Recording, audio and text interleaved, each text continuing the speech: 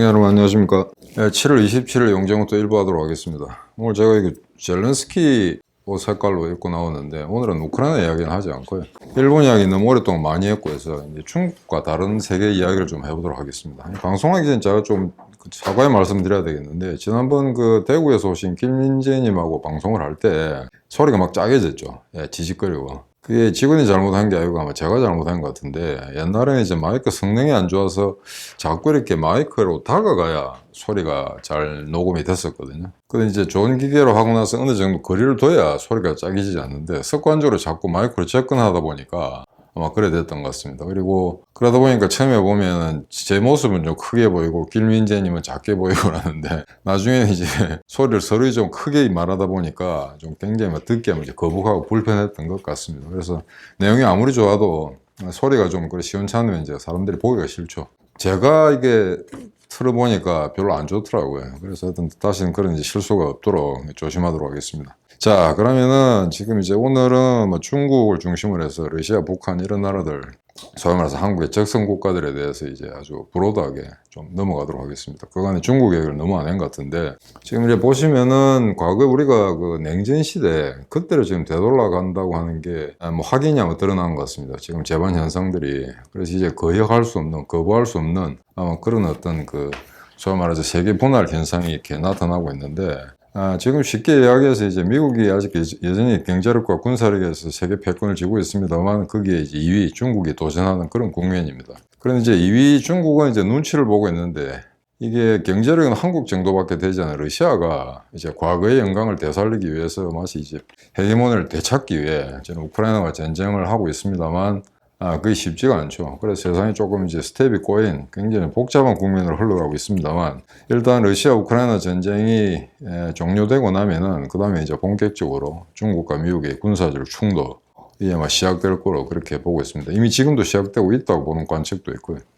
그래서 지금 이제 옛날로 되돌아가는데, 요즘 아마 지금 대표님 방송이나 여러 가지 다른 유관 안보 문제를 다루는 다른 이제 유튜브나 그런 종편 이런 방송에서도 소위 말해서 가치, 서구 가치 또는 가치 동맹 이런 이야기를 굉장히 흔하게 들어보셨을 겁니다. 그런데 이 value라는 거, 이거는 이제 지금 우리가 그냥 value라고 하면 동양 가치가 아닙니다. 서구 가치를 이야기하는 건데, 과거 냉전 시대에는 소위 말해서 공산주의에 대항하는 이제 서방 국가들이 자유민주주의를 갖다가 옹호하겠다, 견지하고 보호하겠다라고 했지, 가치란 말을 그렇게 쓰진 않았습니다. 그런데 지금은 이 가치란 말이 과거에 우리가 쓰던 어떤 자유, 인권, 민권 이런 걸 갖다가 거의 대체하는 가장 포괄적인 개념이 되어가고 있는데, 이걸 이제 보게 되면은 소위 말해서 그다음 기존에 했던 외교안보, 국제정치의 가장 중심되는 화두가 됐던 국가 이익은 어디로 갔느냐.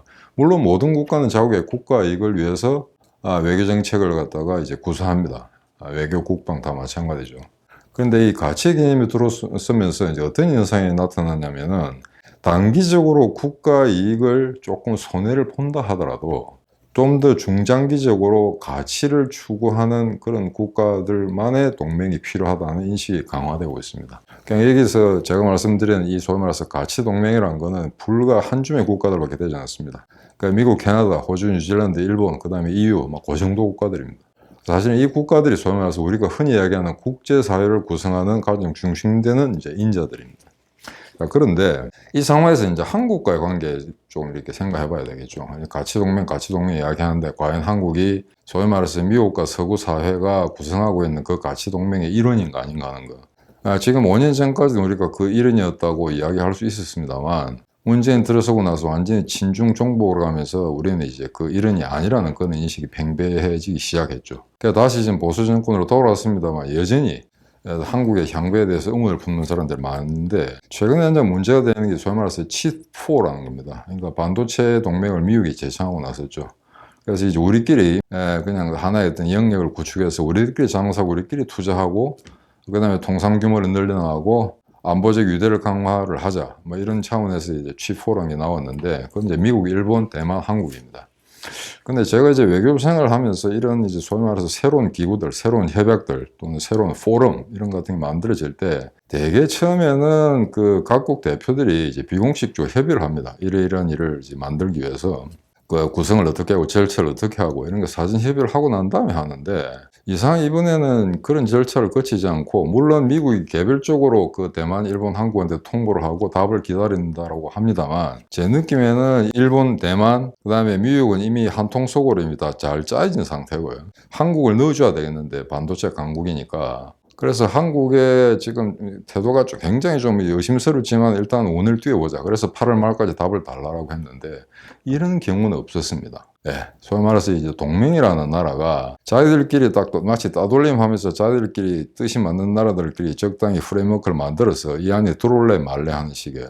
그러니까 이게 소위 말해서 대만하고 일본 같은 경우는 미국이 신뢰할 수 있는 나라인데 한국은 신뢰하기 어렵다는 뜻을 말하고 있는 겁니다. 그래서 지금 이 문제에 대해서 지금 카툰에도 나옵니다만 이제 한국은 언제는 중국에 붙을지 모른다. 그 다음에 중국과 이해관계가 깊기 때문에 설사 가치동맹, 소위 말해서 중국을 컨테인먼트하는 그런 때 정책적 프레임워크를 만든다 하더라도 거기에 들어오기는 힘들 거다라고 이제 인정하는 거죠. 그래서 이제 굉장히 어찌 보면 상당히 이제 불쾌한 건데 현실이 그러니까 어쩔 도리가 없습니다. 그래서 지금 문재인 정부 끝나고 나서 이제 한 100일이 됐는데 그럼에도 불구하고 여전히 이제 안보 외교라는 그 아주 협소한 분야 거기에 대해서는 어느 정도 합의점에 도달한 것 같은데 나머지 문제는 영 시원찮다는 거죠. 도대체 이게 경제 부분에 대해서 여전히 한국은 중국을 추종하고 있다. 그런 이제 의구심을 많이 받고 있는 그런 상태입니다. 그런데 여기서 한번 봐야 될 거는 그러면은 한국이 물론 이제 미국을 제치고 중국과 무역을 가장 많이 하게 된 거는 뭐 어제 오늘 일어납니다. 꽤 시간이 많이 흘렀는데 그러면 유달리 동북아시아나 전 세계의 어떤 그 경제 프레임워크 내에서 한국만 중국에 종속적인가? 그건 아닙니다. 미국이나 일본이나 대만이나 유럽의 어떤 나라들도 중국과 가장 많은 교육 규모를 가지고 있는 상태고요.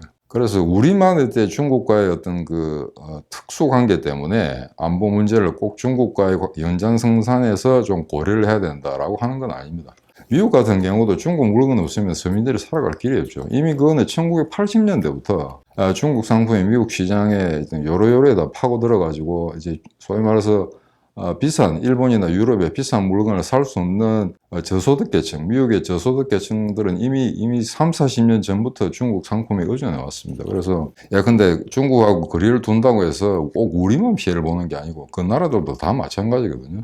이제 그럼에도 불구하고 그런 단기적인 경제적 손실보다는 중장기적으로 봤을 때 가치 동맹이 더 유효하고 더 안정적이고 오히려 그게 나중에 가서는 결과적으로는 지속 가능한 성장을 유발 또는 견지할 수 있다라는 판단에서 나왔던 이야기입니다. 그래서 그렇다면 이제 지금 아직도 중국을 많이 이제 빨고 있는데 근데 이 친중파라는 건 우리나라만 있는 건 아닙니다. 일본에도 있고 미국에도 있고 일본 같은 경우도 심각합니다. 이미 관료사회 그다음에 어떤 기업들 거기 이제 중국과 시장을 너무 확장시키다 보니까 이제 중국이 아니면 도저히 살 수 없을 것 같은 그런 느낌을 받고 있는데 우리와 비교해서 일본은 이제 상당히 많이 철수를 했죠. 중국에서 우리나라도 마찬가지입니다. 지금 교육 규모가 상당히 줄고 있습니다. 한때 24%까지 갔다가 지금 23%, 이제 분기에 따라서는 월별 통계 같은 데 따라서는 21%까지 떨어지는 경우도 있습니다. 그래서 그거는 소위 말해서 한국의 기업들이 이런 가치 동맹의 어떤 그 개념을 중시해서 중국과의 거래를 끊겠다라기보다는 기본적으로 중국 경제의 어떤 내수 시장의 문제라든가 그다음 무역 규조의 어떤 문제 그런 것 때문에 사실 우리가 더 이상 중국에서 상품을 더 팔 수가 없게 되는 그런 어떤 그 악조건에 기인한 것이지 그 사람들 어떤 정치 경제적으로 기업들이 이거 중국까지 더 이상 투자를 해서는 안 되겠다라는 자각에서 이루어진 건 아니거든요. 그래서 그런 점은 아직 좀 더 두고 봐야 될 것 같습니다만 자 그러면은 이 중국과 러시아가 왜 지금 이런 사태에 처해졌는가 대표님이 아마 분명히 말씀하셨죠. 자 러시아가 우크라이나를 치고 그 다음에 중국이 대만을 호시탐탐 칠 기회를 노린다 하는 거는 이미 내부적으로 굉장히 이제 위기 상황에 처했다는 이야기입니다. 그건 굳이 통계치를 갖다가 이제 보여드리지 않는다 하더라도 충분히 이해가 가는 게 만약에 러시아와 중국이 기본적으로 정치 경제적으로 안정화되는 그런 어떤 사회구조를 유지하면서 계속해서 지속 가능한 경제 성장을 희구할 수 있다고 자체적으로 판단한다면은 굳이 저렇게 위험 부담을 안고 외국과 전쟁을 할 이유가 없는 거죠.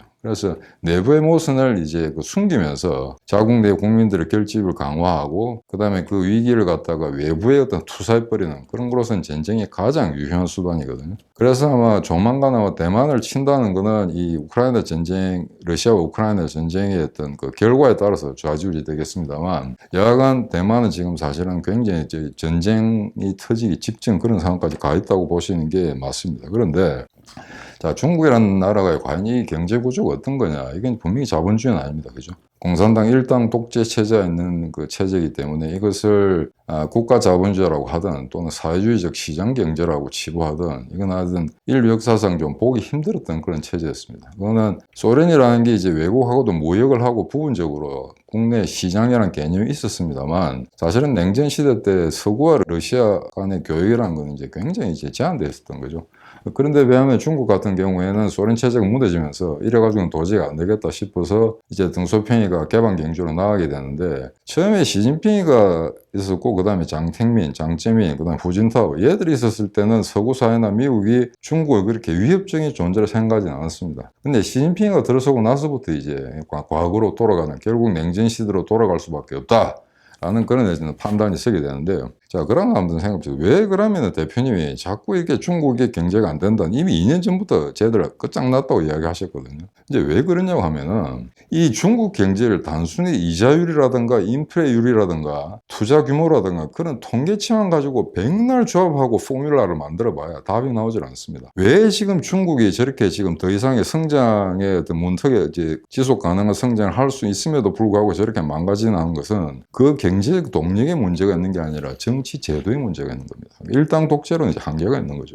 소련이 무너진 거 똑같은 이해관계거든요. 소련 같은 경우는 생각해 봅시다. 처음에 지금 통계치 같은 걸 갖다 확연히 지금 비교할 수 있습니다. 과거에 러시아 혁명 전과 후를 나눠서 그 한 20년 동안을 비교해 보면은 예컨대 경제 성장의 지표를 갖다가 만약에 서구 사회가 100이다, 120 정도를 성취했다고 한다면은 소련은 850이라는 수치가 나왔습니다. 무려 그러니까 7배, 8배의 경제 성장을 한 거죠. 소련이라는 집단 체제 하에서. 근데 결국 그게 독일하고 전쟁, 그 다음에 냉전 시대를 경험하면서 70년 정도밖에 버티지를 못했었거든요. 그래서 과거에 소련이 무너지기 직전에 우리나라 좌파들은 쟤들이 그래도 내구력이 한 70년 정도 되기 때문에 앞으로 한 50년은 더 갈 수 있다라고 상상했는데 결국 이제 1990년에 다 무너지고 맙니다. 중국도 똑같은 딜레마를 갖고 있기 마련이거든요. 근데 왜 그러면 러시아가 망하고 중국이 망했는가? 그것은 결국 민주주의와 경제 성장 간의 관계를 한번 들여다보셔야 됩니다.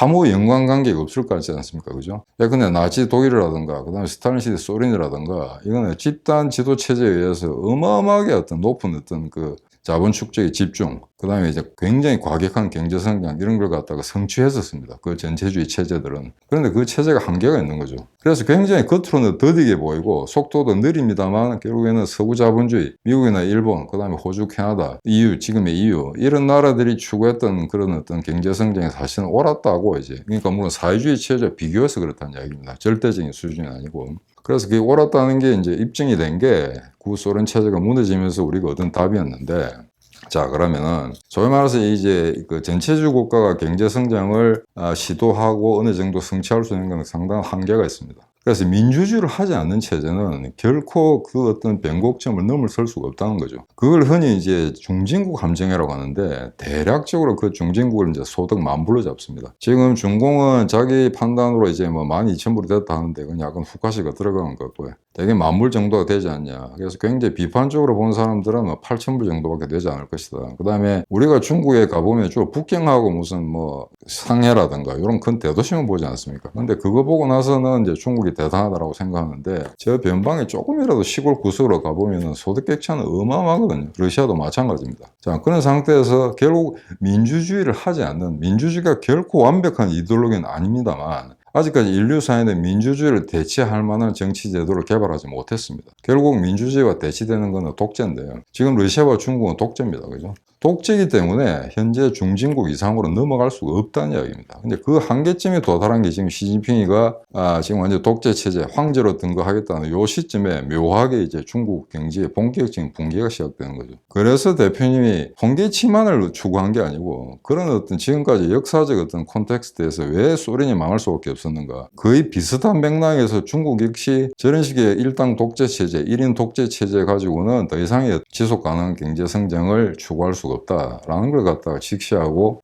역사적인 문제의식에서 아마 그렇게 아마 결론을 내리신 것 같은데 지금 다 맞는 얘기가 되는 거죠. 그래서 지금 이 민주주의 경제성장 관계가 그렇다는 거. 그럼 이제 경제 규모나 군사력으로 봤을 때 중국이 이제 미국을 따라잡을 수 있는가? 그러니까 이거는 거의 현재로서는 이제 불가능하다고 봐야 됩니다. 일단 군사력 측면에서는 도저히 상대가 안 되고요. 그래서 문제는 이제 극단적인 경우에 만약에 남진하나 동진하 이런 데 막 항모들이 대치해가지고 중국하고 미군이 아마 그 분쟁을 촉발시키는 그런 계기들이 나중에 나타날지 모르겠습니다만 객관적으로 봤을 때 지금 중국은 미국의 상대가 되지 않습니다.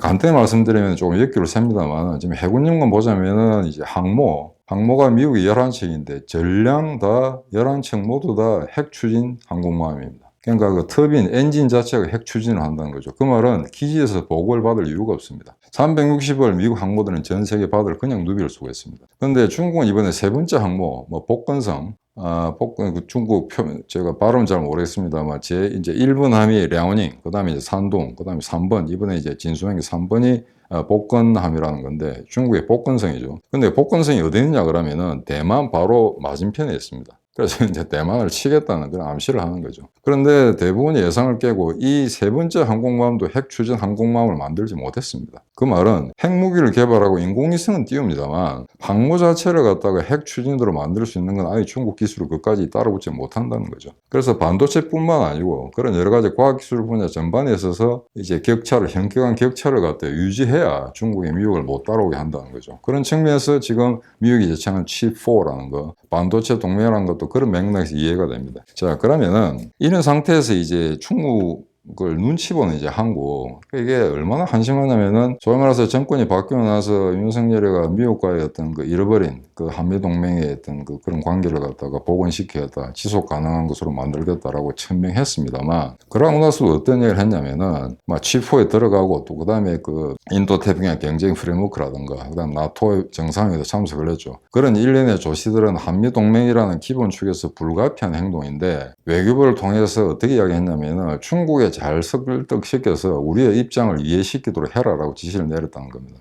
근데 이런 게 언론에 나오면 안 되죠. 저게 얼마나 웃기냐면은, 자, 그러면은, 우리의 사정이 이렇다는 것 같다 중국에 설명한다고 해서 중국이 그걸 인정하겠습니까? 당장 사드 갖다 놨다고 저런 식의 야비한 보복을 하는 국가가 이해를 하겠냐? 그러니까 이해 안 하죠. 예. 오히려 더 협박할 겁니다. 하나만한 이야기를 왜 하냐 이거죠. 그러나 차라리 안 해야 되거든요. 언론에 저런 이야기가 나오면 안 됩니다. 그러니까 설사 외교부를 통해서 아니면 또는 주중 대사를 통해서 주중 한국 대사를 통해서 중국 정부한테 우리 입장을 갖다가 이런 거다라고 이해시키든 뭐 일방적으로 전달을 하든 그렇게 하더라도 그거는 그대로 하면 되는 거지. 외교적 프로세스를 통해서 말이죠. 그걸 국내 언론에 그래 이야기한다는 그거는 결코 좋은 점수를 얻을 수가 없는 거거든요. 근데 그 정도로 이제 한심한 어떤 그런 프레이즈를 갖다가 아주 쉽게 이제 연발하는 게 지금 윤석열 정부인데 그 제가 아는 똘똘한 그 고위직들도 거기 있는데 지금 이게 왜 이런 현상이 나는 좀 이해가 되지 않습니다. 그런데 중국이라는 나라는 다른 우리가 상대해왔던 서구 국가들하고 달라서 우리가 저자세로 나간다고 그에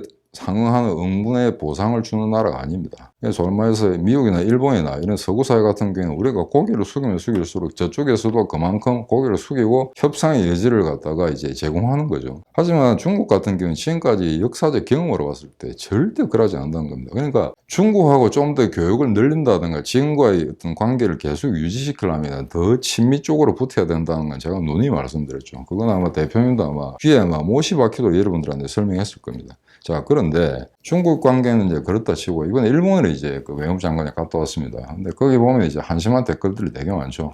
독도 가지고 독도가 저것 땅이란 이런 나라하고 무슨 놈의 동맹을 맺느냐 그런 뒤에 수준자든 댓글들이 쭉 나옵니다. 그러면 독도 문제 때문에 아무것도 안 할 거냐고. 그럼 차라리 뭐 선전포고를 하든가 그러면 아니면 당교하든가 그럴 용기는 없는 거죠.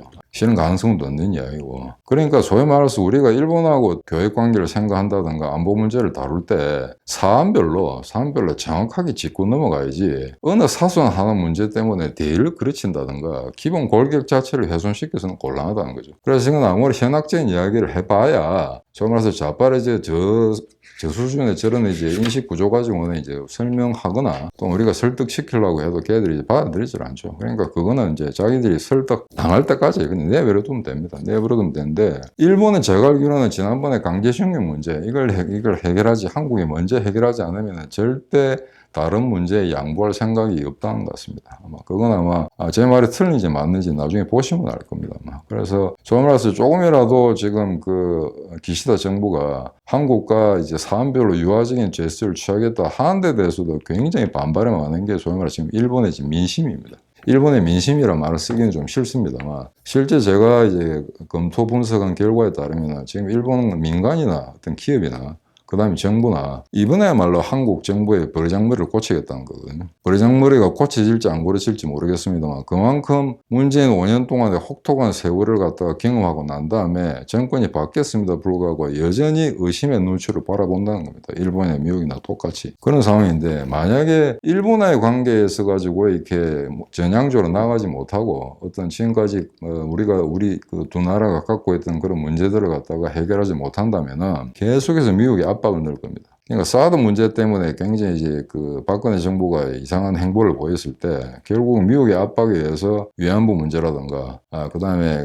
지소미아 일본과의 어떤 그 군사 비밀 보호 협정 이런 문제를 미국의 압력에 의해서 우리가 마지못해 할 수밖에 없었던 그런 상황이거든요. 그렇기 때문에 미국과의 관계를 강화하면서 좋은 관계를 유지하면서 일본은 별개로 하겠다 되지 않습니다. 그러니까 계속해서 일본과의 관계를 악화일로로 치닫게 만든다면 그게 만약에 부분적이든 전체든 한국 정부가 그 책임을 져야 된다 그러면 미국은 철저히 일본 편을 들지 한국 편을 들지 않습니다. 그건 여기서 반드시 이제 짚고 넘어가야 된다라는 건데 자 그러면은 여기서 좀 봐야 될 게 그러면 사드 보복 같은 게 중국하고 문제가 결부되는 겁니다. 사드 보복을 당했을 때 사실은 좀 안타까운 게 그때 이제 박근혜 정부였죠. 근데 박근혜 정부가 얼마나 무능하냐면은 그때 보복을 당했을 때 역보복을 했어야 됩니다. 반도체 팔질 않겠다든가 그런 식의 다른 얼마든지 아마 그 레버리지가 있었거든요. 그런 거 일치 하지 않았기 때문에 지금은 중국이 우리를 얕잡은 거죠. 처음에 한국 저거는 어떤 놈들이 정권을 잡든 보수가 잡든 진보가 잡든 좌우 어떤 정권이 잡더라도 찌르면은 무너진 놈들이라고 생각하고 있는 겁니다. 그거는 지금 지난번 5년 문재인 정부뿐만 아니고 그 전에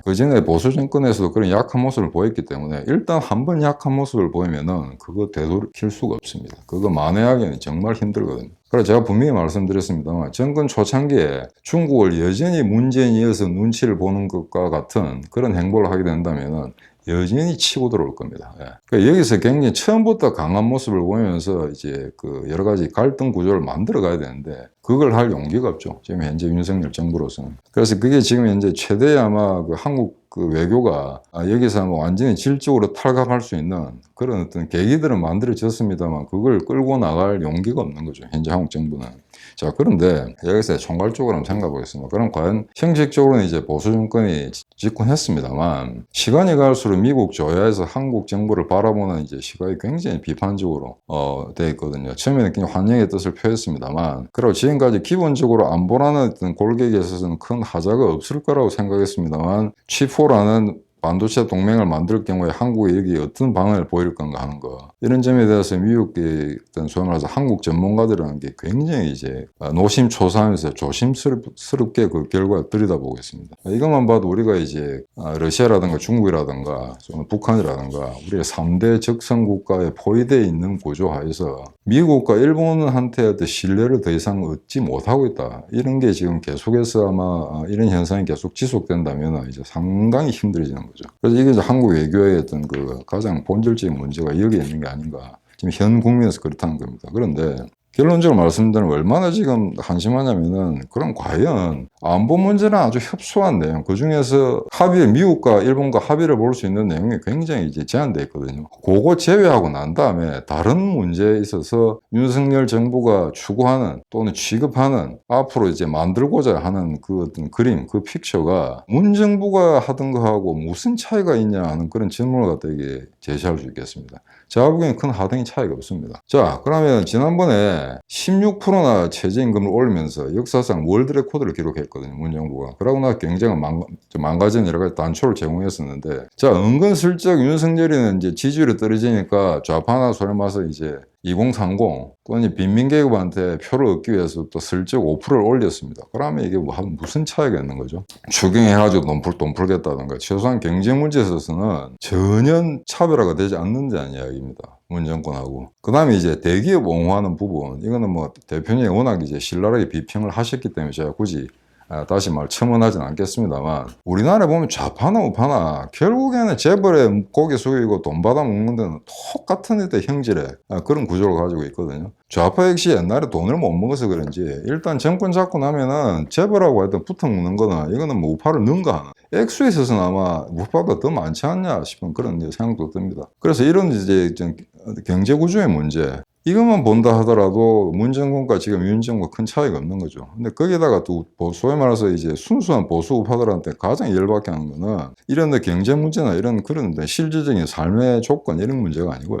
5.18 정신을 갖다가 헌법에 구현하겠다, 헌법 전문에 집어넣겠다. 제가 누누이 말씀드렸습니다만 전 세계 선진국의 헌법 전문에는 특정 사건을 기재하거나 기입하지 않습니다. 그냥 가장 추상 수준에서 그 나라의 어떤 헌법, 그 나라 헌법의 어떤 기본 개념, 그 다음에 국격의 구조, 그 다음에 그 국가가 지향하는 바를 가장 추상적인 단어로 쓰는 게 헌법 전문입니다. 그 다음에 이제 구체적으로 들어가는 거죠. 근데 그 헌법 전문에 5.18을 집어넣겠다? 6.25 저항전신도 집어넣지 않으면서, 자, 지금 현재 과거에는 우리가 국민학교 다닐 때는 헌법에, 지금까지 헌법을 8차 개정을 했습니다만 3.1절, 4.19, 5.16이 다 들어갔었습니다. 근데 군사정권 끝나고 나서 4.19하고 5.16은 빠졌죠. 3.1 정신만 남아있는 겁니다. 근데 3.1 정신이 들어가 있다는 것도 이건 말이 안 되는 거죠. 헌법 정문은 그런 거 넣는 게 아닙니다. 그런데 지금 윤석열이라는 게 겉으로는 보수 정권이라고 하면서 5.18 정신을 집어넣겠다? 맨날 광주 가서 이제 뭐 머리 조아리고 한다? 자, 혹자는 이렇게 이야기합니다. 그렇기 때문에 어느 정도 전라도 쪽에서, 호남 쪽에서 표가 나왔지 않느냐라고 이야기하는데, 거기서 만약에 2%, 3% 얻었다면은 기존의 보수파로부터 5%, 6%는 빠졌을 겁니다. 그래서 지금 지지율이 떨어지는 거예요. 그래서 그간의 혁명 20일이나 황 대표님이 사실은 싫지만은 그래도 얘들이 부당하게 좌파들로부터 공격을 받거나 포위 섬멸 당할 위기에 처한다면 도와줄 용의는 있다라고 우리들이 생각했었죠. 근데 그간에 이렇게 하면 너 망한다, 이렇게 하면 문제가 있다고 이야기했는데도 하나도 받아들이지 않는다 이겁니다. 자, 그러면은 너가 망할 때 절대 도와줄 생각이 없다는 게 우리 혁명 21의 기본 자세입니다. 자, 너가 위기에 처했을 때 이렇게 하면 안 된다, 저렇게 하면 안 된다, 이렇게 해라, 저렇게 해라, 그렇게 충원을 했음에도 불구하고 대표님 솔직히 이야기하자고 너가 안쓰러워서 이야기해준다 이게. 얘들이 싫고 우리가 윤석열 정부를 타도해야 될 것 같으면 야, 김건희 나와라, 계속 나오고 옷 사고 돌아다녀라고 해야 될 거 아니에요. 그 대표님 뭐라고 했습니까? 나오지 마라. 그게 최대한 너를 아마 더 이상 표가 지지표를 안 깎아먹는 그런 요인 중에 하나가 될 거다 이야기한 거는 봐준 겁니다. 제발 우리가 쓴소리를 할 때 조금이라도 부분적이나마 받아들이라는 거죠. 그런데 그걸 얘들이 안 받아들이겠다라면은 그때 너가 망할 때 한번 보자 이게. 우리한테 손낼 생각하지 마라 이거죠. 도와줄 용의도 없고 도와줄 가치도 없고 그 다음에 도와줄 여력도 없습니다. 우리가 무슨 힘으로 윤석열 정권 망하는 걸 도와주겠어요. 그래서 지금 와서 가만 생각했는데 이게 윤석열이 인격 때문에 이야기 안 하려고 그랬는데 이 친구가 서울대 법대 나가지고 사법고시 구수해가지고 안 됐습니까? 물론 그래서 이렇게 생각하죠. 야, 사법고시를 구수할 정도 같으면은 그래도 봉천동 신림동에서 술 먹고 뭐 돌아다니기보다는 그래도 책도 좀 읽고 제례동 갔다가 교회동 갔다가 사회운동도 하는 관심을 보였다가 나름대로 여러 가지 어떤 사회적 경험들을 하기 위해서 9년이나 걸리는 줄 알았는데 지금 와서 하는 짓거리를 보면은 제 결론은 이렇습니다. 야, 머리가 좀 나쁘답니다. 머리가 나쁘니까 이해가 안 되는 거야. 그러니까 사법고시 구수한 거는 기본적으로 머리가 나쁘니까 시험을 9번이나 친 겁니다. 대한민국이죠. 고시, 행시, 외시처럼 치기 쉬운 게 없습니다. 왜냐면은 이 시험이라는 거는 어느 정도의 공부가 절대량이 필요합니다만 시험을 치기 전에 내가 이번에 되겠다 안 되겠다 되게 합니다. 치는 사람들이. 언론계나 일반의 기업체 같은 경우에는 좀 아무리 공부를 하고 아무리 영어를 잘해도 지가 될지 안 될지 모릅니다. 근데 고시는 대충 하면서 지가 알거든요. 올해 되겠구나, 내년 가을에 되겠구나. 근데 이 쉬운 시험을 이 단순한 테스트 하나를 9년 동안이나 끌었다? 그러면 결론 내가 머리 나쁜 겁니다. 오늘 1부 여기까지 하도록 하겠습니다. 감사합니다.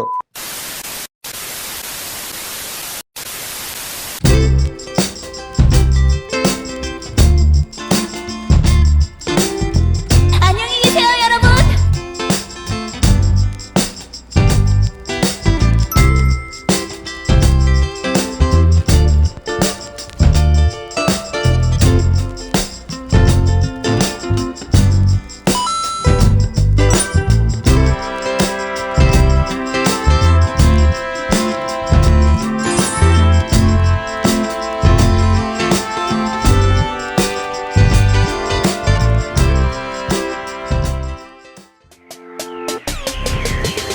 Revolution 21. Revolution 21. 내 나이 30 월세 30 코인빚만 300 서울에 온 지 벌써 10년 아둥바둥 버텼지만 여전히 난 반지 하에 제왕 곰팡이 연문제약 내비랑 깡통망통 완전히 폭망 고시원 창문만큼 작아진 내 꿈 연애 결혼 내 집 모든 게 헛꿈 1년 전 떠난 여친 울며 말했지 같이 써봤자 평생 가본 게 꼭꼭꼭라지 Revolution 21. 가발 후스 700 나도 소유주 Revolution 21. 가발 후스 700 나의 소주 택시기사 우라부지 마트 캐셔 울어무니 우리 집안 다 털어봤자 후줄 그래 개선민 내미래 거기서 팍 끝난 거지 팍더 이상 노력 따윈 괴물이 스펙 찾아서 말리 비오는 날 알바 잘려 맨날 학원 날 개쳐 발려 밤비 내리는 양화대교 홀로 걷고 있을 때 현수막에 아로 새겨진 평당 700짜리 아파트 다같이 소리 질러 혁명 21 Revolution 21. 가발 후스 700 나도 소유주 Revolution 21. 가발 후스 700 나의 소주 You and I, we live together in the house. Brand new day, and your dream had just begun. Yeah. Revolution 21, only hope and happiness. 너의 곁에 내가 영원히 지금까지 정치인들 입만 열면 찝찝찝 개소리 멍멍멍 쳤다 하면 뻥 잘난 부모 만나